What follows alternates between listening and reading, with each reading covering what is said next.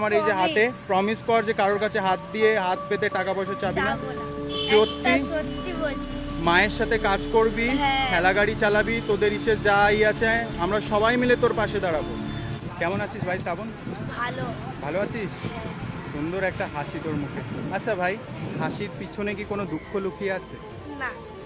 কোনো দুঃখ লুকিয়ে নেই? না। মানে হারানোর মতো কিছু নেই না। জীবনে? তুই এত সুন্দর সবসময় বাবা এইভাবেই হাসতে থাকিস, ঠিক আছে, কিন্তু ভাই কোথাও না কোথাও অনেক মানুষে বলে তোর ওই ইসের ভিতরে কোথাও না কোথাও মানে দুঃখ লুকিয়ে আছে। না।